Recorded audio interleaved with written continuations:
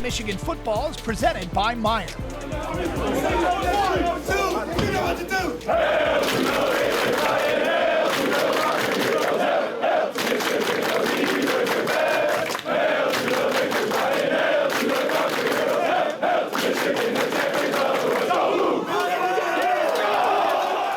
A joyous Michigan locker room. Hi again, friends, and welcome to another edition of Inside Michigan Football. Doug Karsch, John Jansen. What a win Saturday for Michigan. It was a heart attack and a sack. It was unbelievable. And to be able to come away, start the Big Ten season against a brand new Big Ten opponent. Welcome to the Big Ten. 23rd consecutive Big Ten win for the Michigan football program. It didn't come easy, although in the first half it looked like it might.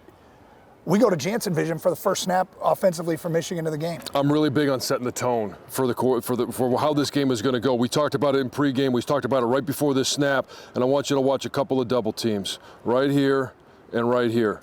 All of a sudden, as soon as you get movement on these guys, now all of a sudden, see this right here? We talk about moving the line of scrimmage. I'm fine with this over here. All you got to do is cut them off over here. But at the inside, you allow the running back to get to the line of scrimmage and make his cut before he gets there. It sets up so much for the offense. We talked about in the pregame show, one of the keys to this game was it might be a punt and play defense game, give USC long fields to have to navigate. The Michigan defense, I mean, you talk about TFLs and QB hits and QB pressures. First half, Miller Moss had a rough time. Yeah, I mean, you talk about getting after a guy, and when a quarterback, an offense has to start inside their 10-yard line, their best starting field position was simply at the 25 when they got a freebie. It's really hard to look at the length of the field, especially on the road, and look at, sometimes it seems like it's a mile long. We go to Jansen Vision. This is a 3rd and 1, and Big Mason Graham forces a punt. Well, I love this because, and I have no idea what Lincoln Riley and this offense is thinking, because you got Rayshawn Benny, you got Kenneth Grant, and Mason Graham. Are they not three of the biggest dudes on this team? And they decide that they're going to run right at them. This was just mano-a-mano. We talk about winning matchups. I want you to keep an eye on Mason Graham and the ability to fight back across the face of a guard. When that happens, that right there exactly is why NFL scouts are drooling over Mason Graham, to be able to shed a block and make a play. Okay, it's 0-0, and Michigan wanted to play some man ball, wanted to smash. We knew they were going to be running the football a lot today. This felt like an Army or Navy kind of game plan. Armed Forces game. Yeah, but hey, they got some man ball done, including 2 fourth down conversions in their own territory early in this game. First of all, props to Sharon for having confidence in his offensive line. Calls like that are what you're on the line of scrimmage and you think, a coach has got my back, I better pick this one up. And as soon as you do, all of a sudden, that confidence continues to grow, which is why the run game was so successful. And the offensive line understood the assignment. The first of Kalel Mullings' 2 touchdowns came on a long touchdown run. Yeah, 53 yards. And you look at how they were setting things up. And this goes to Alex Orji and his ability to hold that backside. When you have those cutbacks and you don't have an edge rusher or a linebacker crashing down, those cutbacks are there. And I thought Kalel and Donovan in the first half really had a good read on the defense. Wolverines led it 7-0. We get into the second quarter. At that point, USC only had 3 passing attempts and no first downs. You want to talk about taking a team completely out of their game plan. Miller Moss, 4 or 5 different receivers that will have an opportunity to play on Sunday. They removed that facet of the game. Okay, Michigan led it 7-0. Wolverines get the football. Let's take a look at the first play of this drive on Jansen Vision. And this was the first play that Greg Crippen was in the game. And all he does, and I say all, it's not as easy as it looks. He reaches this nose tackle. When that happens, he cuts off the entire side of this defense. So now you're only worried about what you're seeing front side. As this play starts to develop, I'm going to show you exactly. Now all of a sudden, within 3 steps, he's got position on that nose tackle. And we're going to look at that right there. That's the cutback lane that Kalel, Donovan, that they saw all day long. And that's why this play is so successful. And moments after this play is when Donovan ripped his off. Yeah, so, I mean, Michigan mixed it up after that. They had a reverse. They ran a flea flicker. And the flea flicker was important because even though it wasn't a completed pass, it also wasn't an interception or throwing into coverage. Nothing was there. Alex Orji makes a good decision. It was a great decision by Alex Orji to know that, hey, we're running a play where we've seen it happen before. We saw it with JJ. We saw it earlier in the season with Davis Warren. Now all of a sudden, I get a chance to run that play. I'm going to show off my arm strength. It's not there. It's not the decision he wanted to make, but it was the one that the team needed. And that led to Donovan Edwards' 41-yard touchdown run to give Michigan a 14-0 lead. I mean, just a thing of beauty. When the offensive line is operating like that and the running backs have patience in the backfield, this is what happens. So Michigan led at 14-3 at the half. The story of the first half, as far as I was concerned, was field position. The punting of Tommy Doman was huge, and Michigan's pass defense, which started up front. I'm glad you mentioned Tommy Doman. He pinned them inside the 6-yard line at one point. I think it was on their opening drive, and all of a sudden they're back to the 1-yard line. That is field position, time of possession, third downs, all of those things were working in the first half. Miller Moss took a beating in the first half too, the USC quarterback. However, the Trojans figured some stuff out at halftime. The exciting second half coming up here on Inside Michigan Football. Also, we'll hear from the head coach of the Wolverines, Sherrone Moore, later here on Inside Michigan Football. They played Michigan football, ground and pound, great defense. Really, really proud of our guys.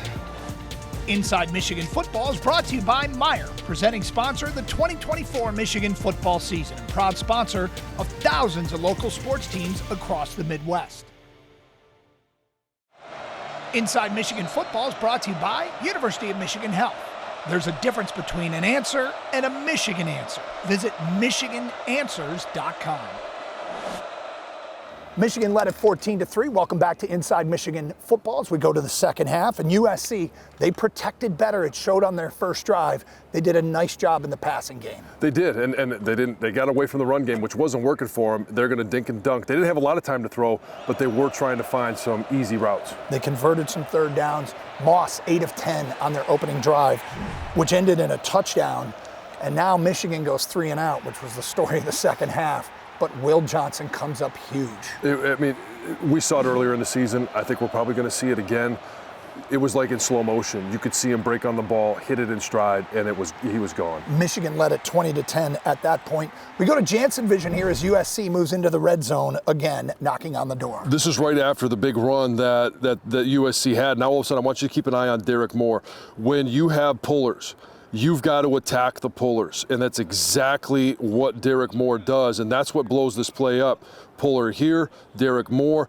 Instead of waiting, you attack them, create a gigantic pile, and that's exactly what blows up this play. Great job by Derek Moore. Then we had the weird fumble, incomplete pass, recovery. Kenneth Grant thought he was going 90 yards. He thought he was going 90 yards. That big dog was rolling. And USC ended up getting the ball back, which set up a touchdown. And Michigan led it 20-17 at this point. In the second half, as we got to the fourth quarter, USC had 180 second half yards to Michigan's 6. It was, I mean, the discrepancy between USC and Michigan in the second half was even greater when you think about the success that Michigan had in the first half running the ball. Tommy Doman gets off a 57-yard punt. Again, playing field position, nursing this 3-point lead. Next possession for USC, they're looking at a 3rd and 7. Yeah, and I want to show you Josiah Stewart. I mean, everybody knows what he was able to accomplish in this game, but he was beating this tackle with speed all game long. And he was simply setting him up for this one moment. And as this play starts, all right, you see your tackle right now is in decent position, but he takes that one step too far because he's worried about getting beat around the edge. Now all of a sudden, Josiah Stewart comes inside, and he even attracts the running back because you've got a linebacker coming in here that's going to get a hit on him as well. But Josiah Stewart just had that offensive tackle guessing all day long. So the Wolverines are nursing this lead. They turn it over in a terrible spot, and USC gets a touchdown to take the lead for the first time. But here is an underrated exchange. USC gets the football back with the lead, and the defense gets a 3 and out. With field position, time of possession, and at this time it was absolutely critical. And USC did him some favors by throwing the ball a couple of times and giving us some free time. Going into Michigan's final drive, no first downs in the second half. Here's a 3rd and 1, and Kalel Mullings not to be denied. What a run. Oh, it was unbelievable. Every once in a while, a guy will put a team on his back and just say, you know what? I'm not going to be denied. I'm going to make something happen. He broke a tackle and was gone for 63. The Wolverines would get another first down on a Kalel run, but it all came down to one play. It's 4th and 2, Michigan trailing. They need a touchdown. It's 24-20. We go to Jansen Vision. And you know exactly where the ball is going. I asked Sharon after the game. Yeah, there was no question Kalel Mullins was going to get it, and he's going to attack the outside here. But I want you to watch Max Bredesen here. He's the one that actually springs him by setting the edge here and allowing Kalel to get up inside. It was an absolute thing of beauty. And here's the thing. Is that little sliver right there, great job by the offensive line, is all Kalel needed to get in there on a play. It was the last offensive play that Michigan was going to have. And the Wolverines would close it out. They get the defensive stand. USC came up short, and Michigan gets a monster win at the Big House to improve to 1-0 in Big Ten play and send USC home 0-1 in the conference. We'll hear from the head coach later on, Sharon Moore. Iron Man of the Week coming up as well here on Inside Michigan Football. Hard-fought win, 4-quarter fight, which we knew it was going to be. It was a great way to welcome USC to the Big Ten. So, huge win for us and a huge win for us to build off of. It was a great way to open up, Big Ten play this year. We had a great team coming in, USC, but, just playing hard as a team, man, you can't get better than that. It was a blast. So many opportunities where, we played our best when our best was needed. Back against the wall at times when, thought it could be it, and everyone just pushed so hard. It's an unbelievable team win. Proud of so many people.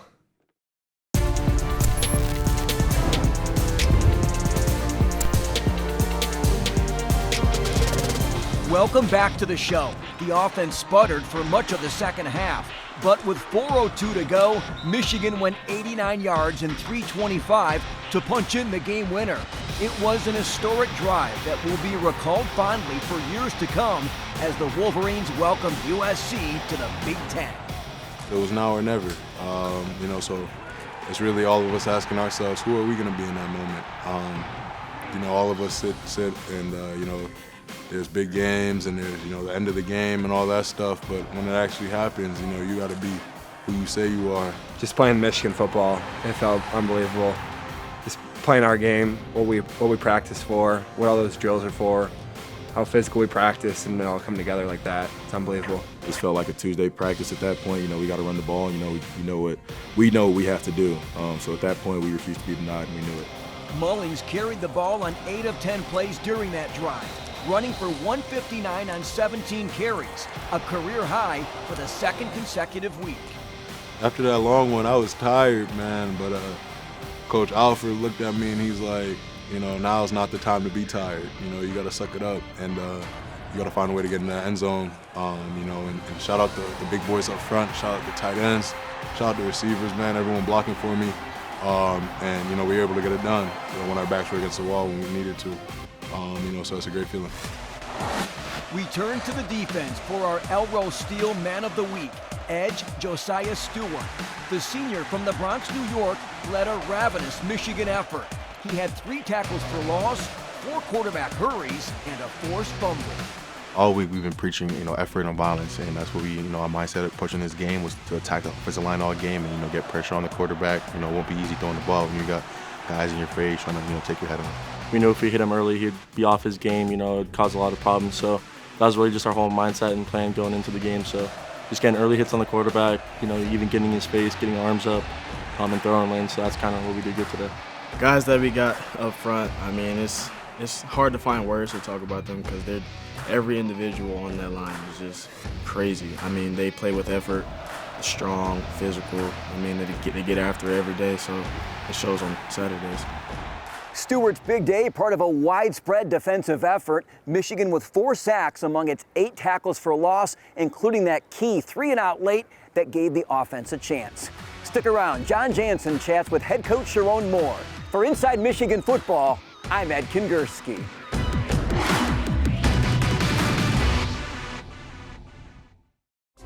Our conversation with the coach is brought to you by Meyer.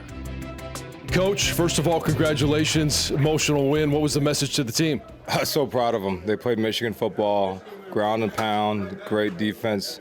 I mean, that's a really explosive offense, and those guys did an outstanding job. I thought Coach Martindale called a heck of a game and mixing up the pressures, mixing up the four-man rushes and zone coverage behind it. So really, really proud of our guys.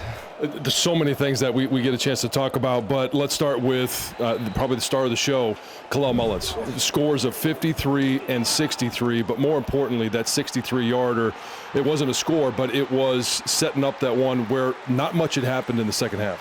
I mean, that's what you call a game breaker. You know, on the video game, those guys that are blinking, that's Kalel Mullins, man. He made a play when there wasn't really a play there. Guys dragging him and he pulls him along. So he's a stud. We knew he was a stud, and just so happy he's on our team and he played a heck of a game.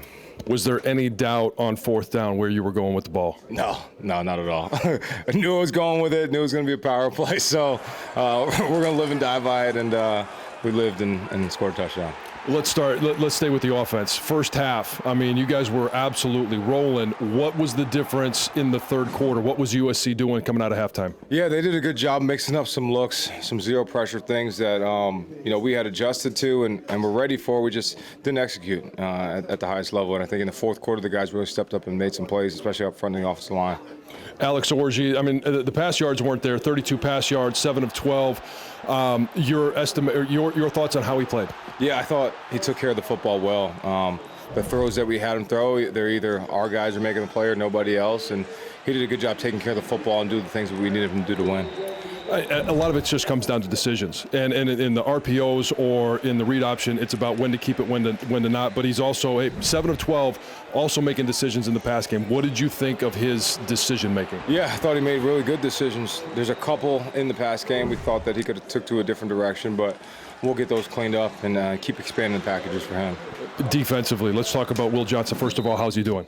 He's doing okay. He's good. He went in, got examined just to make sure nothing was wrong, and he came back. He could have went back in, but he's doing well. And the pick six? Incredible. It's crazy. Coach Wink said it the drive before. He said they keep testing him. He's going to pick one off, and knew the call. And, Will just read it, and he was out. The other story of defense was the constant pressure all game long. I mean, Josiah Stewart, Derek Moore. I mean, you go right down the list. What did you see from your defensive front? I mean,